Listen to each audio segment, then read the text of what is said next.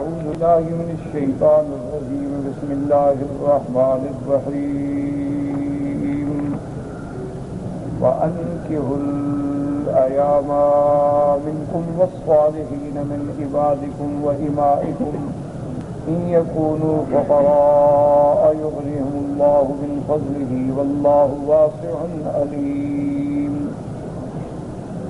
وليستعفف الذين لا يجدون نكاحا حتى يغنيهم الله من فضله والذين يبتغون الكتاب مما ملكت أيمانكم فكاتبوهم إن علمتم فيهم خيرا وآتوهم مما لله الذي آتاكم ولا تكرهوا فتياتكم على البغاء إن أردنا تحصنا لتبتغوا عرض الحياة الدنيا ومن يكرههن فإن الله من بعد إكراههن غفور رحيم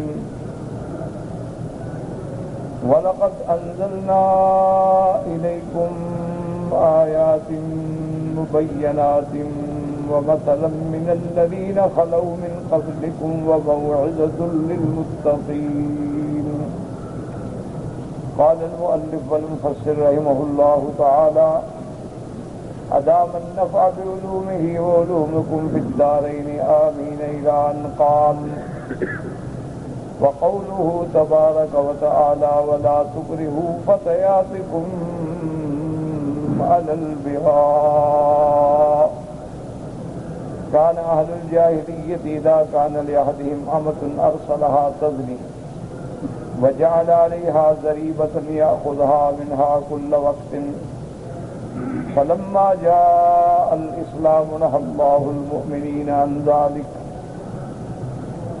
وكان سبب نزول هذه الآية الكريمة فيما ذكر غير واحد من المفسرين من السلف والخلف في شأن عبد الله بن أبي بن سلول فإنه كان له إماء فكان يكرههن على البغاء طلبا لخراجهن ورغبة في أولادهن ورياسة منه فيما يزعم. اب اللہ تبارک و تعالی نے ارشاد فرمایا کہ تم اپنی باندیوں کو زنا پہ جبر نہ کرو، مجبور نہ کرو. ان اردنا تحصنا، اگر وہ پاک رہنا چاہتی ہیں. بظاہر یہ معلوم ہوتا ہے کہ یعنی اگر پاک نہ رہنا چاہیں تو پھر جائز ہے؟ نہیں، یہ منع نہیں. منع یہ ہے کہ اور لڑکیوں کو، کنیزوں کو، باندیوں کو زنا پہ مجبور کرنا بہت بڑا جرم ہے. اور یہ اور بہت بڑا جرم ہے کہ وہ باندی تو پاک رہنا چاہتی ہے لیکن سید ظلم کرنا چاہتا ہے.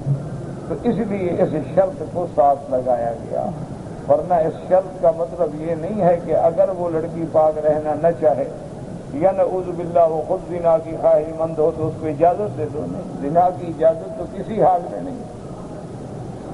تو اس لیے اللہ نے حکم فرمایا کہ ایسا نہ کیا کرو، کیونکہ زمانہ جاہلیت میں یعنی اسلام سے قبل کافروں کے ہاں یہ رواج تھا کہ اگر ان کے پاس کنیزیں ہوتی، باندیاں ہوتی جو انہوں نے اپنے عقل کے مطابق خریدی ہوئی ہیں، ورنہ اسلام میں تو ہر باندی نہیں ہوتی. اسلام میں تو صرف کنیز وہ ہوتی ہے کہ مما ملکت ایمانکم، کہ جو جہاد کے بعد اگر مسلمان کسی کافر سے جہاد کریں، اللہ مسلمانوں کو فتح عطا فرمائے، تو اب ان کا جو مال ہے وہ مال غنیمت ہوگا، اور ان کے جو آدمی پکڑے جائیں گے، مرد ہیں تو غلام بن جائیں گے اور لڑکیاں ہیں تو وہ کنیز بن جائیں گے. اور پھر امیر المؤمنین جو ہیں وہ حسب احوال مجاہدین میں ان کو تقسیم کر دیں گے اور صرف وہ مجاہدین کا حق ہوگا. ہاں اس طرح پھر یہ ہوتا تھا کہ کسی نے بدلے کتابت کے ساتھ آزاد کر دیا. اسلام نے پھر یہ بھی رغبت دلائی کہ اگر تمہارے حصے میں کوئی جہاد میں کنیز آ گئی ہے تو اچھی بات ہے کہ تم آزاد کر کے اس سے نکاح کر دو تاکہ وہ بھی حرہ ہو جائے اور تیری بیوی بن جائے. جیسے کہ حضور صلی اللہ علیہ وسلم نے بی بی صفیہ جو ہیں آپ کی زوجہ محترمہ رضی اللہ عنہا، یہ جنگ خیبر میں قیدی ہو. جب حضور صلی اللہ علیہ وسلم کے نصیب میں آئیں تو آپ نے ان کو بیوی بنا لیا اور آزاد کر دیا۔ اسی طرح صحابہ نے بڑے غلام آزاد فرمائے، حتیٰ کہ بعض کتابوں میں آتا ہے کہ سیدہ عائشہ صدیقہ رضی اللہ تعالی عنہا نے بھی ہزاروں غلام آزاد فرمائے، اور سیدنا ابو بکر رضی اللہ تعالی عنہ کی تو یہ شان تھی کہ ابتدائی اسلام میں، یعنی ابتدائی دور میں آپ جہاں دیکھتے کہ کسی غلام پہ ظلم ہو رہا ہے، جیسے حضرت بلال ہیں اور ایسے لوگ ہیں، تو حضرت ابو بکر رضی اللہ تعالی عنہ ان کو مالکوں سے خرید لیتے اور پھر آزاد کرتے۔ اسی طرح ایک دن آپ کو آپ کے ابا نے حضرت ابی قحافہ نے بلایا اور کہا کہ بیٹا تم غلام خرید کر کے آزاد کرتے ہو تو کوئی اچھے تکڑے غلام لیا کرو، تم تو کمزور ضعیف مجبور معذور لوگوں کو خریدتے ہو، تم کوئی نوجوان اچھے خریدو گے، آزاد کرو گے، احسان کرو گے تو کل تیری پشت کو مضبوط کریں گے۔ تو نے کہا ابا ہاں میں بھی اپنی پشت کو مضبوط کرنے کے لیے یہ کر رہا ہوں تاکہ آخرت میں میرے کام آئے، تاکہ ان کی آزادی کا بدلہ جو ہے اللہ مجھے آخرت میں عطا فرمائے۔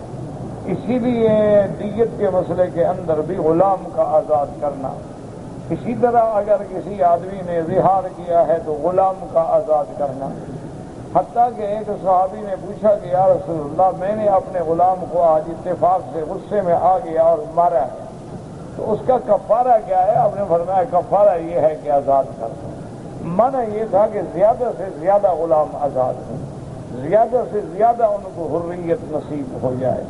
تو زمانہ جاہلیت میں یہ رسم تھی کہ ان لوگوں نے جو کنیزیں خریدی ہوئی ہوتی تھیں تو وہ ان کو جبر کرتے تھے زنا کرانے پر، اور ان کو زنا کے لیے بھیجا جاتا تھا، اور پھر ان سے انہوں نے اپنا باقاعدہ ایک ٹیکس مقرر کر لیا تھا کہ ہر رات کا تم ہمیں یہ دو گی اور باقی جو ہے وہ تمہارا ہوگا۔ تو اس لیے اللہ تبارک و تعالیٰ نے یہ آیات نازل فرمائی کہ یہ کافروں کی بات تو ہو سکتی ہے لیکن مومن کو یہ بات زیب نہیں دیتی کہ مومن ہونے کے بعد اپنی کنیزوں کو زنا پہ مجبور کرے۔ آج کل تو اللہ معاف کرے، کنیز تو کنیز ہے، آج تو ہر کسی کے گھر میں آزاد لڑکیاں ہیں، لیکن لوگ نعوذ باللہ اپنی بہنیں، اپنی بیویاں، اپنی بیٹیاں زناؤں پہ مجبور کرتے ہیں۔ اور کتنے گھرانے ہیں جو صرف اپنی بیٹیوں کی زنا کی کمائی پہ پل رہے ہیں کہ ان کے خاندان نے کام چھوڑ دیا، منشیات کے عادی ہو گئے اور اپنی لڑکیوں کو، اپنی بیٹیوں کو، بہنوں کو زنا پہ لگا دیا اور ان کی کمائی سے اپنی زندگی کو گزارا۔ تو یہ چیزیں کافروں کی رسم ہے، مسلمانوں کی نہیں ہو سکتی۔ اب مفسر رحمۃ اللہ علیہ فرماتے ہیں کہ اس آیت کے سبب نزول کے بارے میں جو علماء نے لکھا ہے، سلفن اور خلفن بھی لکھا ہے کہ عبداللہ ابن ابی ابن ابی سلول یہ منافقوں کا سردار ہے اور دشمن محمد مصطفیٰ صلی اللہ علیہ وسلم کے پاس بہت ساری کنیزیں تھیں تو وہ ان کو جبر کرتا تھا کہ زنا کرو تاکہ ایک دو زنا کی کمائی آئے، اور دوسرا وہ یہ چاہتا تھا کہ جب یہ زنا کریں گی تو آخر اولاد بھی ہوگی، تو جب ان کی اولادیں ہوں گی تو میرے تابع ہوں گی اور غلام بنیں گے، غلام کی اولاد ہے تو غلام بنے گی، تو لہذا میری قوت بھی بڑھے گی اور میری دولت بھی بڑھے گی۔ تو عبداللہ ابن ابی ابن سلول، اور پھر چونکہ وہ ظاہراً اسلام لے آیا تو ظاہر میں مسلمان ہو گیا لیکن باطن میں کافر رہا، تو اللہ تبارک و تعالی نے قرآن مقدس میں یہ آیات نازل فرمائیں کہ وَلَا تُكْرِهُوا فَتَيَاتِكُمْ عَلَى الْبِغَاءِ ذکر الآثار الواردۃ فی ذلک۔ قال حافظ ابو بکر احمد بن عمرو بن عبد الخالق البزار رحمہ اللہ تعالی فی مسندہ حدثنا احمد بن داؤد الواسطی قال حدثنا ابو عمرو اللخمی یعنی محمد بن الحجاج قال حدثنا محمد بن اسحاق عن الزہری قال كانت جاریۃ لعبد اللہ بن ابی بن سلول یقال لها معاذۃ یکرہها علی الزنا۔ ابو مفسر رحمۃ اللہ علیہ نے اس سند سے زہری کی روایت سے یہ روایت نقل فرمائی ہے کہ ایک باندی تھی عبداللہ ابن ابی ابن سلول کی، اس کا نام تھا معاذہ، تو یکرہها علی الزنا، وہ جبر کرتا تھا، زبردستی اس کو کہتا کہ جاؤ زنا کرو اور پیسہ کما کے لاؤ۔ فلما جاء الاسلام نزلت ولا تكرهوا فتياتكم على البغاء. اب جب قرآن آیا، اسلام آیا، تو اللہ تبارک و تعالی نے حکم فرمایا کہ خبردار ایسی حرکتیں نہ کرو. وقال الأعمش النبي سفيان جابر في هذه الآية قال نزلت في أمة لعبد الله بن أبي بن سلول يقال لها مسيكة كان يكرهها على الفجور وكانت لا بأس بها فتأبى فأنزل الله هذه الآية ولا تكرهوا فتياتكم على البغاء إلى قوله ومن يكرهن فإن الله من بعد إكراههن غفور رحيم. حضرت جابر فرماتے ہیں کہ ایک باندی تھی، کنیز تھی عبداللہ ابن ابی ابن سلول کی، اس کا نام مسیکہ تھا. کان یکرہها علی الفجور، وہ اس کو زنا پہ مجبور کرتا تھا. وکانت لا بأس بها، اور اس کے نزدیک یعنی کوئی ایسی بات نہیں، لیکن اس نے انکار کر دیا. اس نے کہا کیسے میں زنا نہیں کرتی. فأنزل الله تعالى هذه الآية ولا تكرهوا فتياتكم على البغاء. اور آخر میں اللہ نے فرمایا ومن يكرههن فإن الله من بعد إكراههن غفور رحيم. اور اللہ نے یہ فرما دیا کہ جو لوگ اپنی باندیوں کو زنا پہ جبر کرتے ہیں تو ان کے گناہ اس جبر کرنے والے پہ لوٹیں گے، اور اللہ تبارک و تعالیٰ اس باندی کو معاف کر دیں گے. وہ بخشنے والے ہیں، وہ مہربان ہیں، کیونکہ وہ تو زنا پہ راضی ہی نہیں ہے. تو وہ اس کو جبر کر رہا ہے تو اللہ تو جانتے ہیں کہ وہ نہیں چاہتی ہے، تو اسی لیے اللہ اس کے گناہ تو معاف کر دیں گے اور تمام گناہ جو ہے اس جبر کرنے والے پر لوٹیں گے. وقال الحافظ ابو بکر البزار حدثنا عمرو بن علي قال حدثنا علي بن سعيد قال حدثنا حدثني ابو سفيان عن جابر قال كان لعبد الله بن ابي بن سلول جارية يقال لها مسيكة وكان يكرهها على البغاء فأنزل الله ولا تكرهوا فتياتكم على البغاء إلى آخر الآية. صلى الأعمش بالسماع بن أبي سفيان بالطلحة بن نافع فدل على بطلان قول من قال لم يسمع منه إنما هو صحيفة حقاه البزار. بعض کہتے ہیں کہ اسے نہیں سنا لیکن سماع ثابت ہے. وروى أبو داود الطيالسي سليمان بن معاذ سماعا عن إكرامة عن عباس أن جارية لعبد الله بن أبي كانت تزني في الجاهلية فولدت أولادا من الزنا فقال لها ما لك لا تزنين قالت والله لا أزني فضربها فأنزل الله عز وجل ولا تكرهوا فتياتكم على البغاء. حضرت ابن عباس رضی اللہ تعالیٰ سے روایت ہے کہ عبداللہ ابن ابی کی ایک باندی تھی، وہ جاہلیت میں زنا کرتی تھی، اس کی اولاد بھی تھی زنا سے.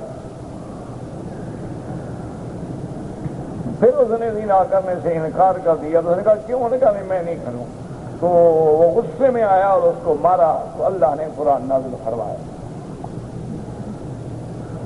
وروى البزار ايضا حدثنا احمد بن داود الواسطي قال حدثنا ابو عمرو اللخمي عن محمد بن الحجاج قال حدثنا محمد بن اسحاق عن الزهري عن انس رضي الله تعالى عنه قال كانت جارية لعبد الله بن ابي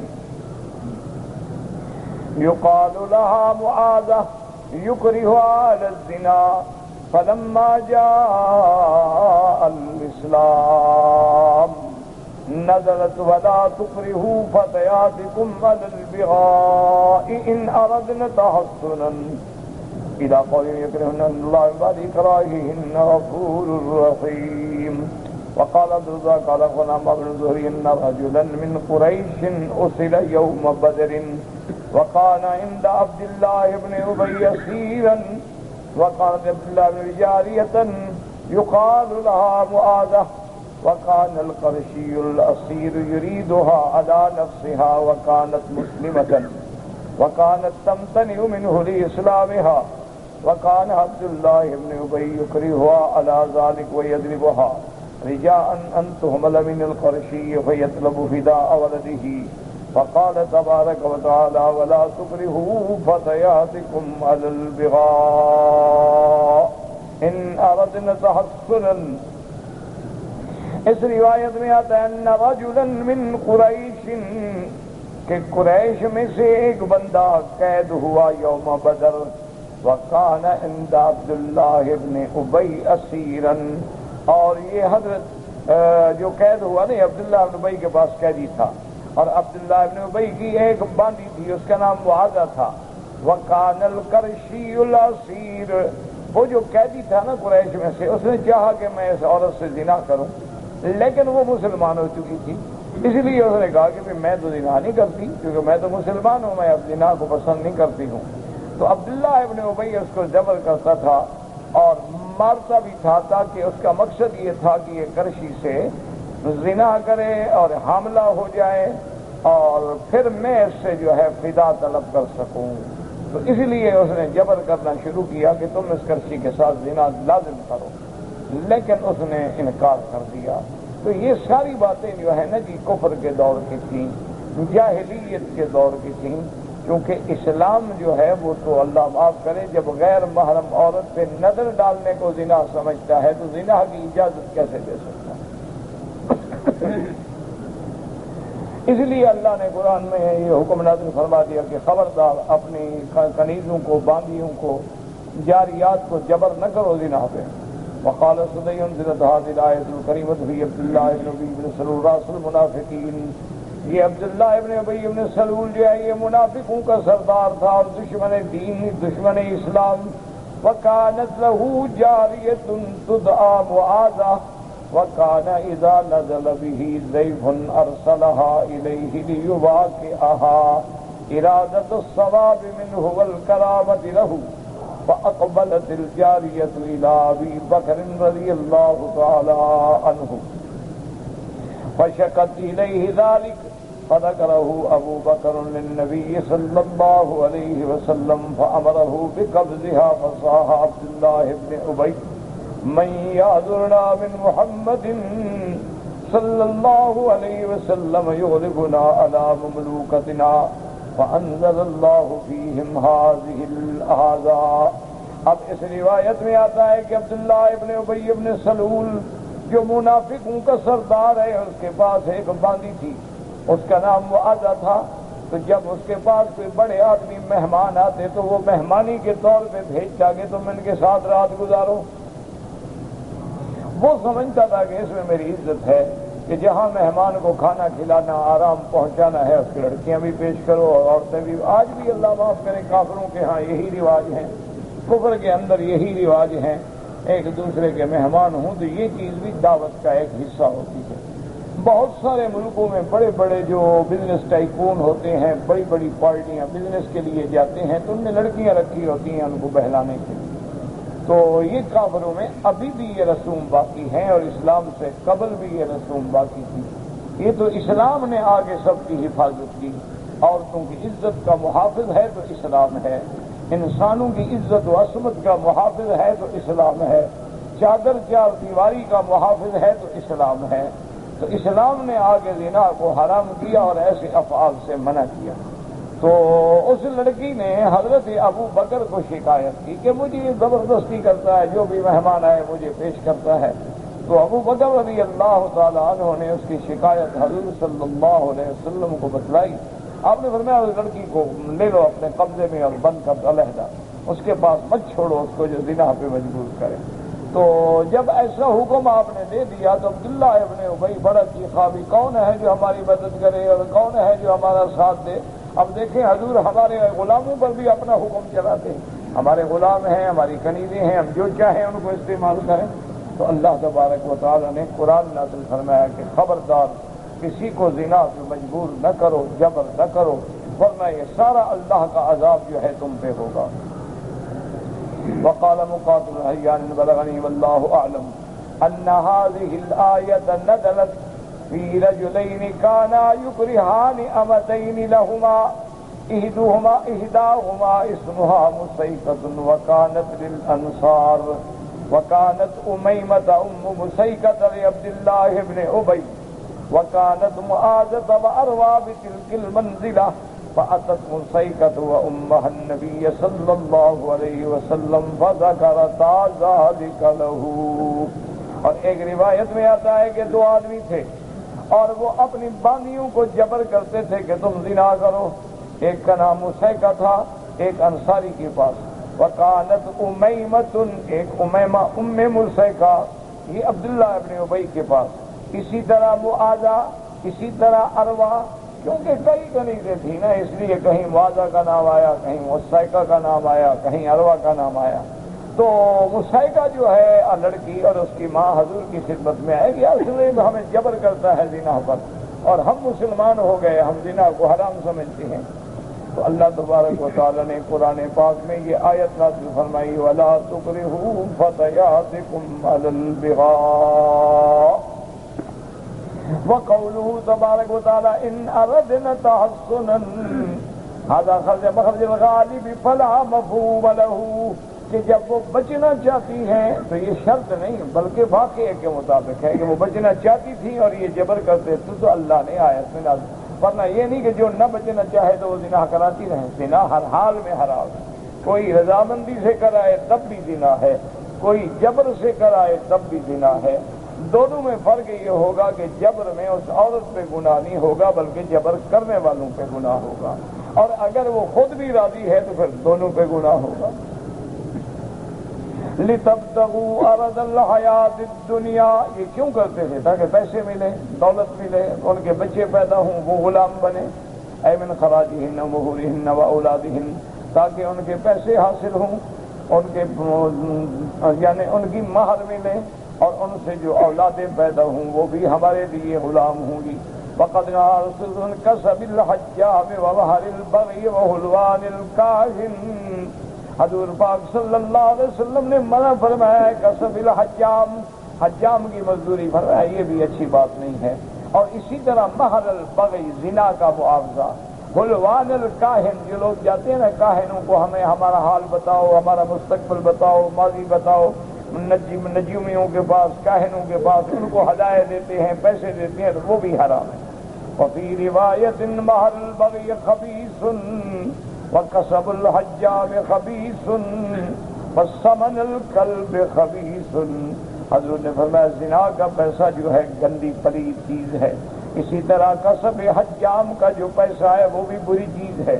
وَثَمَنُ الْكَلْبِ، کتے کے بیچ کے پیسہ حاصل کرنا جو ہے وہ بھی بری چیز ہے. وَقَوْلُهُ تبارک و تعالی وَمَن يُكْرِههُنَّ فَإِنَّ اللَّهَ مِن بَعْدِ إِكْرَاهِهِنَّ غَفُورٌ رَحِيمٌ. أي لهن كما تقدم في الحديث عن جابر وقال ابن ابي طلحه بعد من فعلتم ان الله لهن غفور رحيم واسمهن على من نكرههن وكذا قال مجاهد وعطاء الخراساني والأعمش وقتادہ. حضرت ابن عباس فرماتے ہیں کہ اگر تم ایسا کرو گے تو اللہ ان لڑکیوں کو گناہ تو معاف کر دیں گے، اور ان کے سارا وبال گناہ جو ہے وہ اقرار جبر کرنے والوں پہ ہوگا، کیونکہ وہ تو نہیں چاہتی ہے. ہاں اگر خدا نہ کرے وہ عورت بھی راضی ہے تو پھر سب پہ گناہ، اس پہ بھی گناہ ہوگا، اس پہ بھی گناہ. ایک ہے کہ وہ تو نہیں چاہتی ہے، اس کے ساتھ جبر کیا جا رہا ہے، ظلم کیا جا رہا ہے. اللہ تبارک و تعالی معاف کرے. جیسے آج بھی مسلمان لوگ جاتے ہیں دور دور کے علاقوں سے شادیاں کر کے لے آتے ہیں، بظاہر وہ شادی کرتے ہیں، ماں باپ سمجھتے ہیں دیکھو اچھا آدمی ہے، شادی ہو گئی، وہ ان لڑکیوں کو لا کے نعوذ باللہ گناہ کی بازاروں میں بیچ دیتے ہیں. پھر وہ ان کو ٹرینڈ کرتے ہیں، نشے پہ لگاتے ہیں، سزائیں دیتے ہیں، مارتے ہیں، آخر نعوذ باللہ زنا پہ مجبور کر دیتے ہیں. اور پھر یہ ایک ایسی بلا ہے کہ پھر وہ عورت خود بھی بیمار ہو جاتی ہے، اس کے بغیر رہ نہیں سکتی. تو اللہ تبارک و تعالیٰ ایسے عذاب سے محفوظ فرمائے اور ہر مسلمان کی، ہر انسان کی بچیوں کی حفاظت کرے. وقال ابو عبید حدثني اسحاق الازرق عن اوبن الحسنی هذه الآية فإن الله من بعد إكراههن غفور رحيم. قال لهن والله اللہ ان لڑکیوں کے لیے مغفرت فرمانے والے ہیں، رحم فرمانے والے، جو وہ تو مجبور ہے نا بیچاری. والذی قال غفور لهن ما اکرہن علیہ، جس کام کے لیے ان کو جبر کیا گیا ہے اللہ ان کے گناہ معاف کر دیں گے. وعن زید بن اسلم قال غفور رحیم للمکرہات حقاہ ابن المنذر فی تصحیحہ باسانیدہ وقال ابن ابي حاتم حدثنا ابو زرعة قال حدثنا يحيى ابن عبد الله قال حدثني ابن لحية قال حدثني عطاء عن سعيد بن جبير قال في قراءة عبد الله بن مسعود فإن الله من بعد إكراههن غفور رحيم لهن واسمهن على من اکرہہن کہ ان پر اللہ ان کے لیے مغفرت کریں گے اور سارا گناہ جو ہے ان لوگوں پہ ہوگا جو عورتوں کو جنا پہ مجبور کرتے ہیں. اور فی الحدیث المرفوع عن رسول اللہ صلی اللہ علیہ وسلم انہ قال رفع عن امتی الخطأ والنسیان وما استکرہوا علیہ. حدیث مبارک میں آتا ہے جو حدیث مرفوع ہے حضور پاک صلی اللہ علیہ وسلم نے فرمایا کہ اللہ تبارک و تعالیٰ نے میری امت پہ مہربانی فرمائی. اگر کوئی خطا ہو جائے یا بھول جائے یا اس پہ جبر کیا جائے تو اللہ تبارک و تعالیٰ اس پہ گناہ نہیں لکھیں گے، گناہ معاف کر دیں گے. آدمی ہے بھول گیا، حتیٰ کہ جیسے حدیث میں آتا ہے کہ کوئی آدمی رمضان المبارک میں روزے میں بھول کے پانی پی گیا، اب بعد میں یاد آیا کہ مجھے روزہ تھا تو اس کا روزہ بھی خراب نہیں ہوگا کیونکہ وہ بھول گیا، اس نے عمدن تو کیا نہیں. اسی طرح اگر خدا نہ خواستہ کسی کو جبر کیا جائے تو جبر کرنے والے پر گناہ ہوگا، لیکن جو مجبور ہے جس پہ جبر کیا گیا ہے اللہ اس کے گناہ معاف فرما دے. وَلَمَّا فَصَّلَ تَبَارَكَ وَتَعَالَى هَٰذِهِ الْأَحْكَامَ بَيَّنَهَا قَالَ وَلَقَدْ أَنزَلْنَا إِلَيْكُمْ آيَاتٍ مُبَيِّنَاتٍ.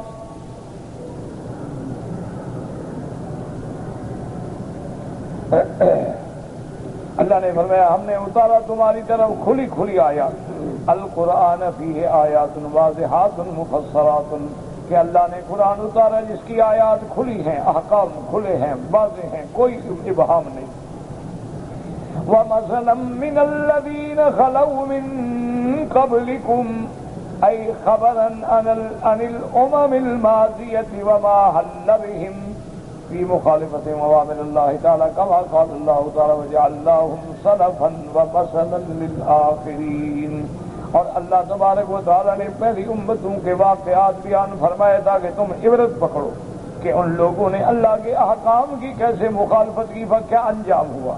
فجعلناهم سلفا ومثلا للآخرين ایزا جنت قابل واسع المحارم تاکہ تم قوم لوط پہ نظر ڈالو، قوم عاد پہ نظر ڈالو، قوم سمود پہ نظر ڈالو، قوم فرعون پہ نظر ڈالو.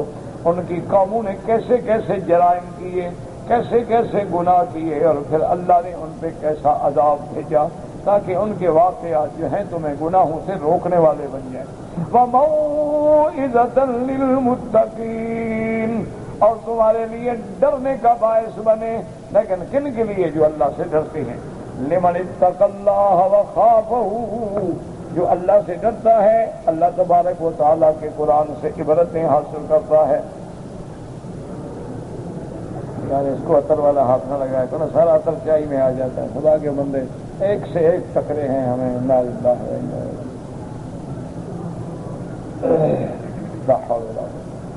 قال علی بن ابی طالب رضی اللہ عنہ فی صفۃ القرآن فيه حكم ما بينكم وخبر ما قبلكم ونبأ ما بعدكم وهو الفصل ليس بالهزل من تركه من جبار قسمه الله ومن ابتغى الهدى من غيره أذله الله.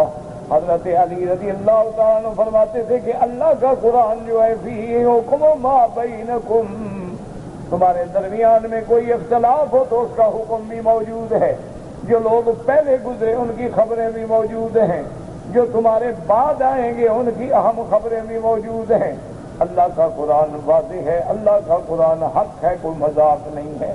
من ترکہ من جبار اگر اللہ کے قرآن کو کوئی چھوڑے اور مخالفت کرے اپنی طاقت کی بنا پہ اللہ اس کو توڑ دیتے ہیں. ومن ابتغى الهدى من غیرہ اضلہ اللہ اور جو قرآن کو چھوڑ کے قرآن کے خلاف قصے کہانیوں سے ہدایت پکڑے اللہ اس کو گمراہ کر دیتے ہیں. کیونکہ اللہ کا قرآن جو ہے وہ جامع ہے، اللہ کا قرآن جو ہے وہ کامل ہے، مکمل ہے۔ اللہ نے اپنا دین بھی کامل فرما دیا، اپنی نعمتیں بھی تمام فرما دیں، اور قیامت کے لیے اللہ نے دین اسلام کو پسندیدہ دین قرار دے دیا۔ اب قیامت تک دین اسلام ہوگا۔ ان الدین عند اللہ الاسلام، اور واضح فرما دیا وَمَن يَبْتَغِ غَيْرَ الْإِسْلَامِ دِينًا فَلَن يُقْبَلَ مِنْهُ وَهُوَ فِي الْآخِرَةِ مِنَ الْخَاسِرِينَ۔ آج یہودیوں کو یہودیت پہ نجات نہیں مل سکتی، نصرانیوں کو نصرانیت پہ نجات نہیں مل سکتی، اسی طرح ہندو کو ہندو مت پہ نجات نہیں مل سکتی۔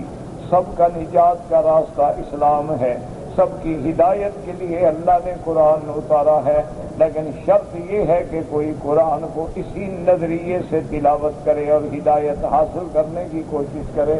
اللہ پاک ہمیں قرآن و سنت کے مطابق عمل کی زندگی گزارنے کی توفیق۔ کہتے جی کہ رمضان المبارک کے مہینے میں کسی بندے کو روزے کی حالت میں الٹی آئی، قے آ گئی، تو کیا اس کا روزہ فاسد ہوگا یا نہیں؟ اس میں فقہائے کرام نے تفصیل لکھی ہے کہ اگر روزے کی حالت میں الٹی آئے اور الٹی منہ بھر کے نکلے تو پھر روزہ ٹوٹ جائے گا، کیونکہ یہ قاعدہ ہے کہ جب الٹی زیادہ ہو، منہ بھر کے نکلے تو کچھ نہ کچھ حصہ واپس ہی لوٹ جاتا، تو جب واپس اندر چلا گیا روزہ فاسد ہو گیا۔ اچھا، بعض آدمی ہے معمولی سی الٹی آئی ہے، اس کو یقین ہے اندر کچھ نہیں گیا، تو اس کا روزہ نہیں ٹوٹے گا۔ کیونکہ یاد رکھو کہ روزہ ٹوٹتا ہے کسی چیز کے من السبیلین اندر داخل ہونے سے، یعنی منہ سے، ناک سے، نیچے سے اندر داخل کریں، خارج ہونے سے روزہ نہیں ٹوٹتا۔ کسی آدمی کو چوٹ لگ گئی، خون نکل گیا تو روزہ نہیں ٹوٹتا۔ کسی آدمی نے اپنا خون نکال کے بلڈ ٹیسٹ کے لیے دیا ہے تب بھی روزہ نہیں ٹوٹتا، کیونکہ وہ تو نکالا گیا ہے، اندر ڈالا تو نہیں گیا ہے، تو اس لیے۔ اچھا، اسی طرح اگر انجیکشن لگوا لے تب بھی روزہ نہیں ٹوٹے گا، کیونکہ داخل ہو تو منہ اور ناک کے راستے سے، یہ تو آدمی کے گوشت میں لگایا گیا یا رگ میں لگایا گیا، منہ اور ناک سے کچھ بھی داخل نہیں ہوا، تو لہذا اس سے بھی روزہ فاسد نہیں ہوگا۔ تو اب مسئلہ یہ ہوا کہ اگر الٹی ہے منہ بھر کے زیادہ ہے تو اس میں بالکل یہ واضح ہے کہ کچھ نہ کچھ حصہ پھر واپس لوٹ جاتا ہے اندر، تو لہذا روزہ ٹوٹ جائے گا، اور اگر معمولی ہے اور تھوڑی سی ہے تو روزہ نہیں ٹوٹے گا۔ لیکن اگر روزہ ٹوٹ جائے تو پھر ایک روزہ رکھنا ہوگا بس۔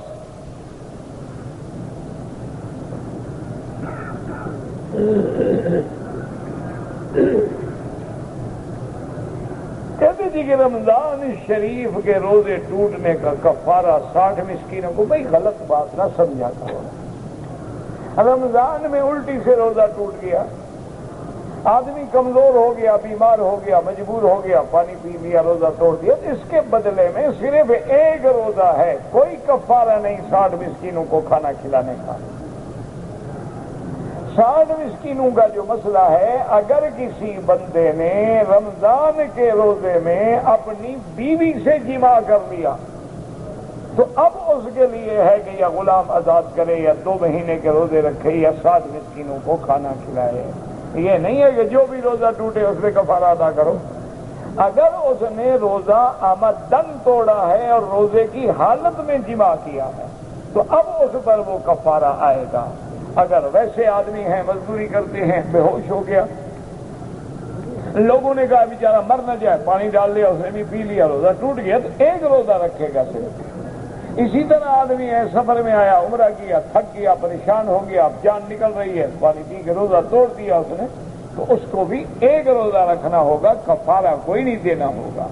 کہتے جی کہ میرا پڑوسی جو ہے مجھے بہت تنگ کرتا ہے، کوڑا کرکٹ اٹھا کے بھی میرے گھر میں ڈال دیتا ہے، ضد کرتا ہے، میں نے بڑا صبر کیا ہے، اب میں بہت پریشان ہوں۔ میرا بھائی جب صبر کیا ہے تو پھر پریشان کا کیا مطلب؟ دیکھو نا قرآن ہے اللہ کا، حضور صلی اللہ علیہ وسلم کی دشمنا ہے. اللہ فرماتے ہیں تبت یدا ابی لہب وتب ما اغنی عنہ مالہ وما کسب سیصلی نارا ذات لہب وامرأته حمالة الحطب فی جیدها حبل من مسد. یہ ابی لہب کی بیوی ہے اور ابی سفیان کی بہن ہے، اور یہ ایسی بدبخت تھی کہ کنیت تو اس نے ام الجمیل رکھی ہوئی تھی ام القبیح بدبخت. اور یہ دشمن دین، دشمن اسلام، دشمن محمد مصطفیٰ صلی اللہ علیہ وسلم. یہ بتائیں کیا کرتی تھی؟ قرآن کہتے ہیں حمالۃ الحطب، یہ لکڑیاں لاتی تھی. تو اب لکڑیاں لانے کا معنی یہ تھوڑا ہے کہ وہ بیچنے کے لیے لاتی تھی. تو بڑے گھر کی بدبخت عورت ہے، بڑے وقت کی بہن ہے اور بہت بڑے سردار کی بیوی ہے، تو لکڑیاں تھوڑی بیچتی تھی. تو حمالۃ الحطب کا معنی ہی یہ ہے کہ وہ حضور کی دشمنی میں علماء نے لکھا ہے کہ تحمل الابالۃ من حسک، وہ بڑے بڑے گٹھے لکڑیوں کے جس میں کانٹے ہوتے اٹھا کے لے آتی اور حضور کے رستے میں کانٹے بچھا دیتی. اس دشمنی میں وہ لکڑیاں اٹھاتی تھی، ورنہ اس کو لکڑیاں اٹھانے کی کیا ضرورت ہے؟ وہ تو خود بڑے گھر کی عورت ہے. تو اور ایسی بدبخت تھی کہ جب یہ صورت اتری نا اس کے شوہر کے خلاف، تو حرم شریف میں آئی اور حضور صلی اللہ علیہ وسلم اور حضرت ابو بکر رضی اللہ تعالی عنہ کٹھے بیٹھے. تو حضرت ابی بکر نے دیکھ لیا تو انہوں نے عرض کیا کہ یا رسول اللہ یہ بدبخت آ رہی ہے، یہ زوجہ ابی لہب، اور لازماً یہ کچھ نہ کچھ بکواس ہی کرے گی. حضور نے فرمایا صبر کرو، اللہ ہمارے ساتھ ہے. تو وہ اپنے ہاتھ میں مٹھی بند کر کے بدبخت مٹی اور پتھر اور کنکر لے کے آئی حضور کو مارنے کے لیے. اللہ تبارک و تعالیٰ کی شان دیکھیں کہ جب وہ حضور کے قریب آئی نا، اللہ نے ایسا آنکھوں میں پردہ ڈال دیا کہ وہ حضور کو دیکھ ہی نہ سکی کہ حضور بیٹھے ہیں کہ نہیں بیٹھے ہیں. اب سامنے کھڑی ہے، ابو بکر صدیق کو تو دیکھ رہی ہے لیکن حضور نظر نہیں آتے. ابو بکر رضی اللہ تعالیٰ عنہ کو کہنے لگی اچھا تم اپنے دوست کو کہہ دینا کہ اس نے جو میرے شوہر کے خلاف پڑھا ہے نا، تو میں بھی بڑی شاعرہ ہوں. اور پھر اس نے حضور کی دشمنی میں شعر بھی پڑھے، مذممن اسینا وامرہ کلینا ودینہ ابینا، اور کہا دیکھو یہ میں پتھر لے کے آئی تھی، یہاں مجھے ملیں گے تو میں مروں. تو اور آپ کے چچے کی بیوی ہے، چچی ہے. تو پھر وہ بدبخت لوٹ گئی. تو حضرت ابو بکر فرماتے ہیں میں حیران ہوا، میں نے پوچھا رسول اللہ نے آپ کو نہیں دیکھا؟ میں صرف اللہ عینہا، اللہ نے اس کی آنکھوں کو مجھ سے پھیر دیا کہ اللہ نے اس کو دیکھنے ہی نہیں دیا کہ وہ میری توہین کر سکے. اور ساتھ حضور نے فرمایا ابو بکر دیکھو اللہ کی شان کہ جیسے اللہ نے اس کی آنکھوں کو پھیر دیا، اللہ نے ان کی زبانوں کو بھی پھیر دیا. وہ کہتے ہیں مذمم اسینا، کہ ہم مذمم کی نافرمانی کرتے ہیں. تو انا محمد، میں مذمم تھوڑا ہوں. تو وہ جو تکلیف ہے جو حجب کر رہے ہیں وہ تو مذمم کی کر رہے ہیں نا. انا محمد، میرا نام تو محمد مصطفیٰ ہے، میرا نام مذمم تھوڑا ہے. تو اللہ نے ان کی زبانوں کو بھی پھیر دیا، اللہ نے ان کی آنکھوں کو بھی پھیر دیا. یہ اتنے بڑے بدبخت تھے، اللہ معاف کرے، اللہ معاف کرے. یعنی ابو لہب بھی دشمن، اس کی بیوی بھی دشمن. حالانکہ کتنا قریبی رشتہ ہے کہ اس کے دو بیٹے تھے، عتبہ اور عتیبہ. ابھی لہب کے دونوں بیٹے ہیں. اچھا، دونوں بیٹوں کے گھر میں محمد مصطفیٰ کی بیٹیاں ہیں. یہ اتنے قریبی رشتہ دار ہیں حضور صلی اللہ علیہ وسلم. یعنی چاچے کے بیٹے بھی ہیں، داماد بھی ہیں، عتبہ عتیبہ. بی بی رقیہ اور ام کلثوم، ایک بی بی عتبہ کے گھر میں ہے، ایک عتیبہ کے گھر میں.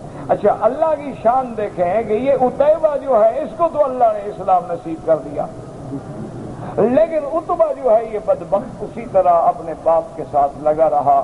اس کو باپ نے کہا کہ دیکھو کہ تم دونوں میرے آج کے بعد بیٹے نہیں ہو، جا کے حضور کی بیٹیوں کو طلاق دے دو اور حضور کی بیٹیوں کو حضور کے گھر پہنچاؤ. تو عتیبہ نے کہا کہ بھائی میں تو طلاق نہیں دوں گا. اس کا کیا قصور ہے؟ عتبہ کہنے لگا نہیں ٹھیک ہے، میں ابھی سفر سے واپس آتا ہوں تو میں طلاق دے دوں گا۔ اور وہ بدبخت آیا، حضور کی بیٹی کو طلاق دی اور حضور کی بیٹی کو گھر بھیجا۔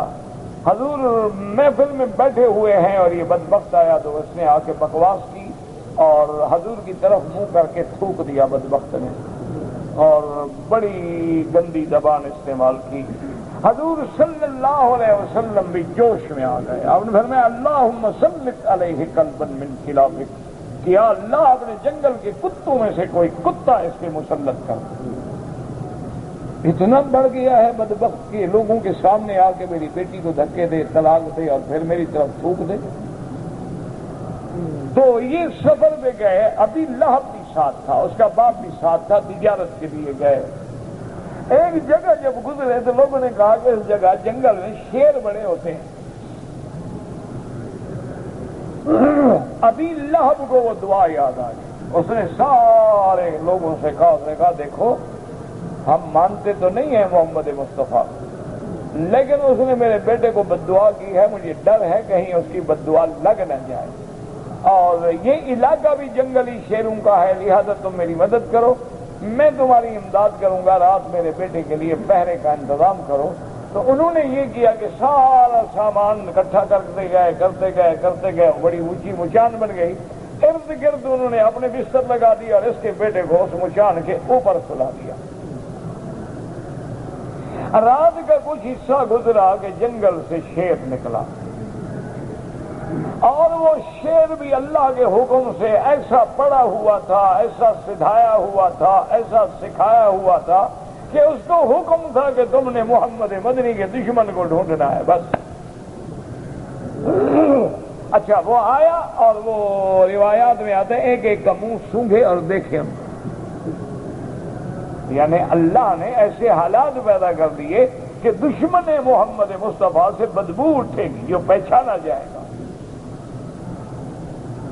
وہ جب سارا چکر لگا لیا تو ان میں تو کوئی تھا نہیں، تو اس کی نظر پڑی کہ ہاں یہ جو اوپر سویا ہوا ہے نا اصل بدبختی ہے، تو پیچھے گیا اور دوڑ کے آیا اور جب گیا اور سیدھا عتبہ پہ پڑا، اس کو ٹکڑے ٹکڑے کر دیا، چیر پھاڑ کے رکھ دیا۔ تو اس کا انجام یہ ہوا، اور ابھی لہب جو سب سے بڑا دشمن تھا اس کو اللہ نے طاعون کی گلٹی نکال دی، عدسہ عربی میں کہتے ہیں عدسہ، تو اس کی گردن میں ایک چھوٹا سا پھوڑا نکلا، وہ بڑھتا گیا حتیٰ کہ مر گیا۔ اور وہ ایک ایسی بیماری ہوتی ہے جو قریب جائے اس کو بھی چبڑ جاتی ہے، تو سارے گھر والے چھوڑ گئے، سارے رشتہ دار چھوڑ گئے، کون جائے مرنے کے لیے؟ 3 دن مکان میں پڑا رہا، محلہ بدبو سے بھر گیا، اور انہوں نے جا کے غلام جو تھے کرائے پہ لائے، ان غلاموں نے کپڑے منہ کو باندھ کے، ڈاٹھے باندھ کے، بڑی بڑی لکڑیاں اٹھا کے ایک جگہ گڑھا کھودا اور لکڑیوں سے دھکے دے کے لکڑیوں پہ رکھ کے اس کی لاش کو، پھٹی ہوئی لاش کو لے کے اس کتے کی طرح گڑھے میں ڈال دیا۔ اللہ تبارک و تعالی نے اس دشمن کا یہ انجام دیا۔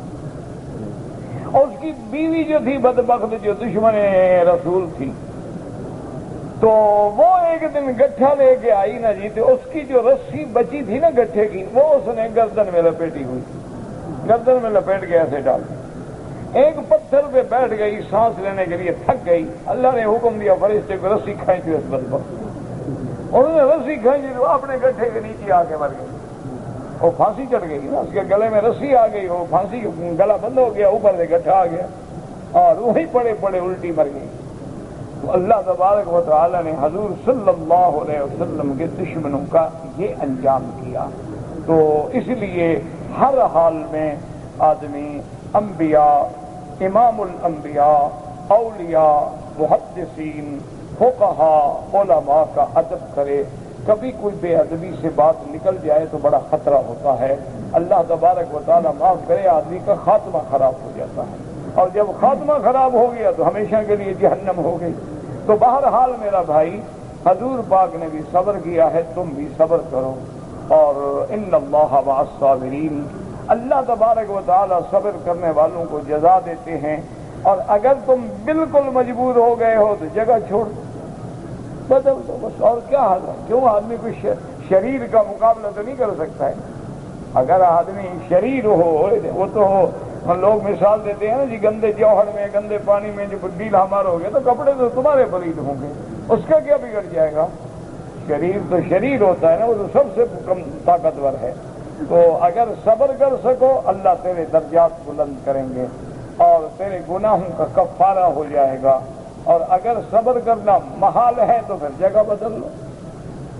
کہتے ہیں کہ جی جو لوگ ہم حرم کی خدمت کے لیے آئے ہیں تو بہت سارے لوگ جو ہیں ہمیں سبیل خیرات کوئی پیسہ دے دیتے ہیں، ہمیں لینا جائز ہے یا ناجائز؟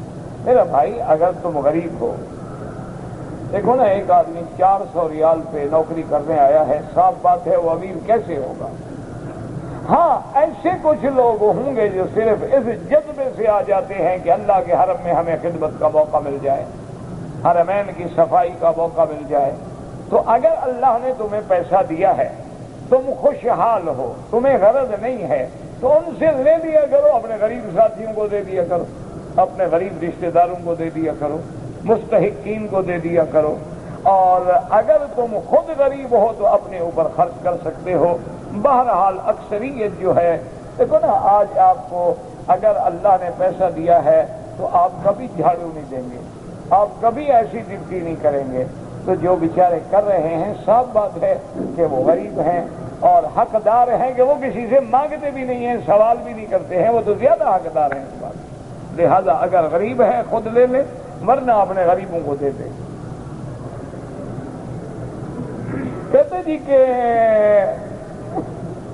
کہتے ہیں کہ ہمارے بعض مولوی کہتے ہیں کہ حضور پاک ایک صحابی کی، بھائی اس کو تو بند کرو بکواس کو، یہ جو گانے تم نے لگا رکھے ہیں تو شرم کرو، اللہ کے گھر کا بھی حیا نہیں آتا آپ لوگ۔ بج رہی ہوں خدا کے گھر میں، ہر جیب میں، طواف میں، حجر اسود پہ، مقام ابراہیم پہ، زبان پہ ربنا آتنا اور گانا لگا ہوا ہے۔ انا للہ و انا الیہ راجعون۔ اللہ کے عذاب کو دعوت نہ دو، پہلی مسلمان امت بڑے عذاب میں ہے، ہم بڑے عذابوں میں گزر رہے ہیں، بڑے بڑے امتحانوں میں گزر رہے ہیں، ایسی بے ادبی کی کبھی جرت نہ کیا کریں۔ کہتے جی کہ ہمارے ملک میں مولوی کہتے ہیں کہ حضور ایک صحابی کی کل خانی پہ گئے تھے، کہاں لکھا ہوا ہے جی؟ نہیں یہ مولوی صاحب ساتھ تھے یا؟ میرے خیال میں یہ خانی جو ہے نا آپ کی کل اور خانی، یہ تو لفظ ہی نہیں آتا ہوگا صحابہ کو۔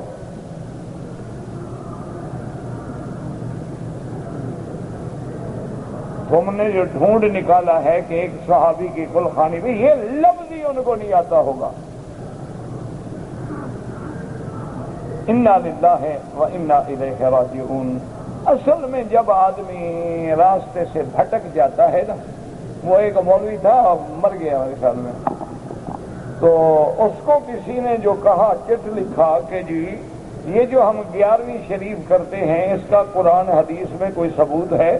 اس نے کہا ہاں بالکل ہے، تو وہاں بھی نہیں مانتے، قرآن میں ہے احد عشرہ کوکبن، وہ احد عشرہ کا کیا مانا ہوتا ہے؟ نے کہا 11، اس نے کہا 11ویں زندہ باد۔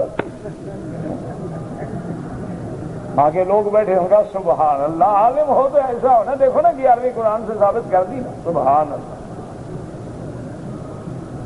وہ بدبخت، یہ حضرت یوسف کا قصہ ہے یا 11ویں شریف ہے؟ یعنی آگے اٹھ کے کسی نے یہ نہیں کہا ظالم حضرت عبد القادر جیلانی رحمت اللہ علیہ تو بعد میں پیدا ہوئے، یہ تو حضور سے بھی ہزاروں سال پہلے کا قصہ ہے، وہاں 11ویں کہاں سے آ گئی؟ لیکن نہیں، بس آدھا چلا۔ جیسے ایک شیعہ تھا تو کہنے لگا ان من شیعتہ ابراہیم، ابراہیم علیہ السلام بھی شیعہ تھے، اب اس کا کوئی علاج ہے؟ انا للہ و انا الیہ راجعون۔ اللہ کے قرآن کو بدل دیں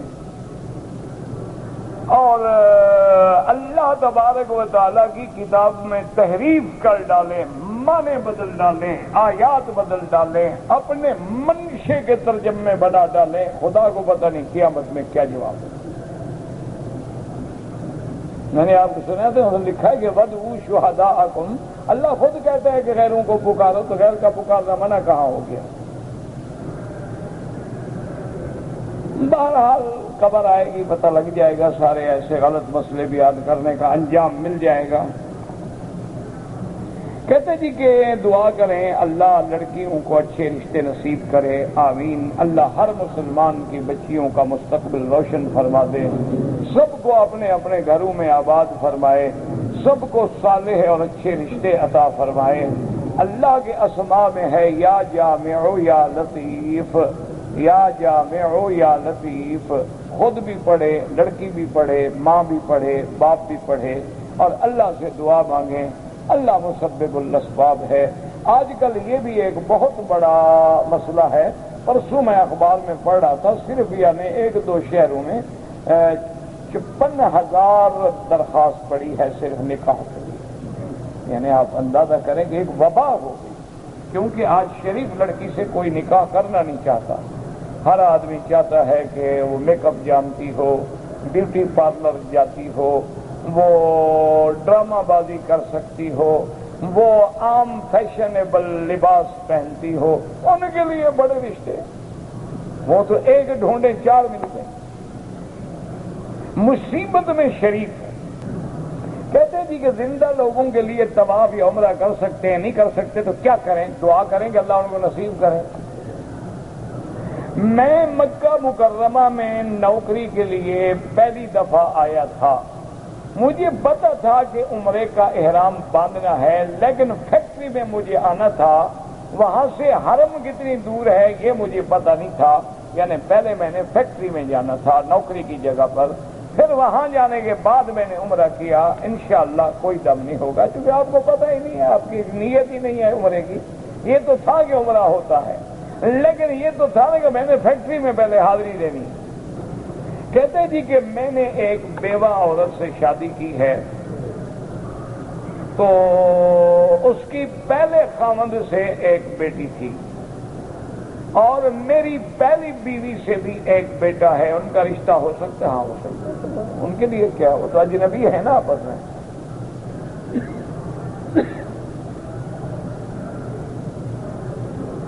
میں پہلی دفعہ مکہ مکرمہ میں نوکری کے لیے آیا تھا، عمرہ نہیں کیا، تو انشاءاللہ دم نہیں پڑے گا، لیکن آئندہ غفلت نہ کرو۔ دیکھو نا، جب آ رہے ہو، ٹکٹ بھرا ہوا ہے، اور 1 گھنٹے میں اللہ اتنا بڑا اجر بھی دے رہے ہیں، تو فرق کیا پڑتا ہے؟ لیکن چونکہ تمہاری نیت نوکری تھی، تمہاری نیت عمرہ ہی نہیں، حج ہی نہیں، مکہ ہی نہیں، تو پھر انشاءاللہ بچ جاؤ گے، لیکن آئندہ ایسی غلطی نہ کرو۔ کہتے جی کہ اگر مثلا اس کو اچھی طرح دھو لو، بندے جیسے عطر لگایا وہ نہ دھوئے، وہ کیمیکل کے عطر بنے ہوتے ہیں، وہ سیدھا گلے میں جاتا ہے، اور مجھے الرجی کی تکلیف ہے، کچھ لحاظ کیا کرو۔ ایک تو مشکل یہ بن گئی ہے نا کہ عطر بھی ایسے ایسے آ گئے ہیں خطرناک، اللہ معاف کرے۔ اصل تو ہے نہیں نا، بات تو وہی ہے نا، یہ کیمیکل کے مصنوعی ہوتے ہیں، اور کیمیکل سے جو چیز بنائی جائے وہ بعض لوگوں کو الرجی ہوتی ہے، مجھے خود الرجی ہے۔ تو بہرحال اللہ شفا دے، اللہ ہر مسلمان کو بچائے۔ کہتے ہیں جی کہ اگر مثلا میرے پاس گاڑی ہے، میں ایک ڈرائیور کو فکس کر دیتا ہوں کہ بھئی میں 100 ریال آپ سے روز کا لوں گا، آپ کو گاڑی دوں گا، تو جائز ہے؟ بالکل جائز ہے۔ آپ سے تو کرایہ لے رہے ہیں آپ، اس میں کیا ہے؟ بالکل جائز ہے۔ آپ نے گاڑی دی ہے، اس کے بدلے میں آپ نے کرایہ لیا ہے، سیدھی بات ہے، کوئی ایسا مسئلہ نہیں، بالکل جائز۔ باقی اپنے شرائط طے کر لیا کریں، بھی تو ٹوٹ پھوٹ ہو گئی، ایکسیڈنٹ ہو گیا، حادثہ ہو گیا، تیل کس پہ ہوگا، موبائل کس پہ ہوگا، صفائی کس پہ ہوگی، یہ باتیں آپس میں طے کر لو۔ بہرحال گاڑی کرائے پہ دینا، سائیکل کرائے پہ دینا، ٹرک کرائے پہ دینا، ٹریکٹر کرائے پہ، سب جائز ہے۔ جو آدمی مکے میں رہتے ہیں اور مکہ مکرمہ میں کام کرتے ہیں اور مقروض بھی ہے بیچارہ، تو وہ حج اگر کرنا چاہے تو اس کو بکری دینی ہوگی؟ بالکل نہیں، اس کا حج افراد ہوگا۔ حج مفرد پر حج کی بکری واجب نہیں ہوتی، تو وہ بالکل بکری نہ رکھے، حج افراد کا احرام باندھے، مینا جاؤ، عرفات جاؤ، مزدلفہ جاؤ، واپس مینا میں آ کے کنکری مارو، سر مڈاؤ، احرام کھول دو۔ آپ کے لیے تو آسان ہے،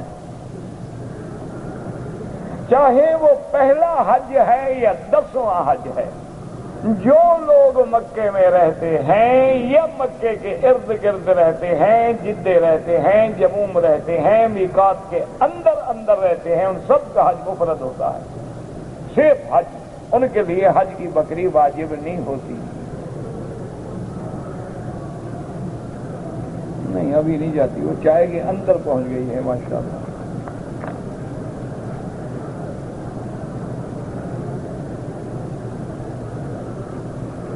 ہم نے پچھلے سال حج کیا، ہم جدے سے آئے تھے۔ 8 ذی الحجہ کو سادہ کپڑوں میں مکے سے احرام باندھا تو دم ہو گیا، بالکل ہو گیا۔ دم دینے سے پہلے عمرہ کر رہے ہیں، عمرہ کوئی نہیں، عمرہ کس بات کا، آپ تو حج کے لیے آئے تھے۔ لیکن چونکہ آپ حد حرم سے باہر رہتے تھے تو آپ کو حج اپنی اسی جگہ سے باندھنا چاہیے تھا احرام، تو آپ نے احرام باندھا حد حرم سے، اس لیے دم پڑ گئی۔ آسان علاج یہ ہے کہ تم مسجد عائشہ چلے جاتے، حد حرم سے باہر ہو کے حج کا احرام باندھ لیتے، تم دم نہ پڑتا۔ بابا ایک ہی مسئلہ ہے، خدام ہو یا رہنے والا ہے، سعودی ہے، مقیم ہے، غیر مقیم ہے، جو مکے میں رہتے ہیں یا رمضان میں آ کے مکے میں رہ گئے، ان سب کا حج افراد ہوگا، ان پہ حج کی بکری واجب نہیں ہوگی۔ خوشی سے کریں تو 100 دفعہ کریں، کوئی بس خدام آیا خدام آیا خدام آیا۔ مدینہ شریف گیا تھا لیکن مجھے روک لیا گیا، چلو روک لیا، میں نے تو کہا تھا حج کے بعد عمرہ کرو، تم ابھی بھاگ پڑے تو میں کیا کروں؟ تم خود نہ سمجھو تو میں کیا کریں؟ حضور صلی اللہ علیہ وآلہ آلہ واصحابہ وسلم تسلیما کثیرا جب مدینہ منورہ میں جائیں تو افضل طریقہ یہ ہے کہ جہاں آپ نے ٹھہرنا ہے پہلے وہاں جائیں، سامان رکھیں، غسل کریں، اچھے کپڑے پہنیں اور بدن پہ خوشبو لگائیں، ادب سے چلتے ہوئے درود پڑھتے ہوئے مسجد میں داخل ہوں۔ حضور کی مسجد میں جب داخل ہوں تو دایاں پاؤں پہلے رکھیں، بسم اللہ والصلاۃ والسلام علی رسول اللہ، اللہم اغفر لی ذنوبی وافتح لی ابواب رحمتک، یہ پڑھ کے اندر جائیں، اور موقع مل سکے تو ریاض الجنہ میں، ورنہ جہاں ملے 2 رکعت تحیۃ المسجد پڑھیں، اللہ کا حق مقدم ہے۔ 2 رکعت پڑھ کے پھر ادب سے چلتے ہوئے رحمت دو عالم کے روضہ مبارک پہ سامنے جائیں، اور سامنے نہ بالکل جالی سے لگ کے کھڑے ہوں نہ بہت دور کھڑے ہوں، درمیان میں کھڑے ہوں، اور اس ادب سے کھڑے ہوں کہ اگر حضور کی زندگی مبارک میں میں سامنے ہوتا تو میرا کیا حال ہوتا۔ تو وہاں کھڑے کھڑے ادب سے پڑھیں، الصلاۃ والسلام علیک یا رسول اللہ، الصلاۃ والسلام علیک یا حبیب اللہ، الصلاۃ والسلام علیک یا خیر خلق اللہ، یا جو بھی آپ کو یاد ہے۔ پھر سیدنا ابو بکر، سیدنا عمر پہ سلام پڑھیں، آگے جا کے رخ قبلے کی طرف کر کے دعا اللہ سے مانگیں۔ ایک آدمی اپنی بیوی کو انڈیا میں چھوڑ کے پاکستان چلا گیا، 16 سال تک واپس نہیں آیا۔ پاکستان اس نے دوسری شادی کر لی، اب 16 سال گزرنے کے بعد پہلی بیوی نے دوسری شادی کر لی، بالکل نہیں، جب تک وہ طلاق نہ لے۔ اگر تمہیں پتہ بھی ہے اس کی شادی ہے، پاکستان میں ہے، زندہ بیٹھا ہے، تم درخواست دو، خلو کرو، باقاعدہ اپنا نکاح ختم کراؤ، ایسے تھوڑا ہے کہ جب چاہو نکاح کر لو۔ میں نے مرزائی لڑکی سے شادی کی ہے، اگر وہ اپنے عقیدے میں مرزا غلام احمد قادیانی کو نبی مانتی ہے تو وہ مرتد ہے، کافر ہے، اس سے نکاح ناجائز، یا اس کو کہو کلمہ پڑھے، اسلام لے آئے، بات ختم کرو، نکاح پھر کرو۔ کہتے جی کہ ایک آدمی نے اپنی بیوی کو طلاق دے دی، 2 سال گزر گئے، اب وہ اسی عورت سے دوبارہ شادی کرنا چاہتا ہے۔ 2 سال گزر گئے، طلاق دے دی، مجھے کیا پتا 1 طلاق دی تھی، 2 دی تھیں، 3 دی تھیں۔ اگر 1 دی تھی یا 2 دی تھی، صرف نکاح کر لو، دوبارہ نکاح کر سکتے ہو۔ اگر 3 طلاقیں دی ہوئی ہیں تو اب وہ لڑکی، وہ عورت اس پہ حلال نہیں ہو سکتی جب تک کہ وہ دوسری جگہ شادی کرے۔ اور دوسری جگہ بھی شادی وہ کرائے کا سانڈ نہ لے ایک رات کے لیے، باقاعدہ شادی کرے اور وہ اس کی بیوی بنے، وہ اپنے مرضی سے چاہے تو طلاق دے۔ یہ تھوڑا ہے کہ پیسے لے لے، رات گزار لے اور کل کو طلاق دے دے۔ ان پہ تو حضور نے لعنت بھیجی ہے، فرمایا لعن اللہ المحلل والمحلل له، اس قسم کا حلالہ کرنے والا اور کرانے والے دونوں پہ اللہ کی لعنت۔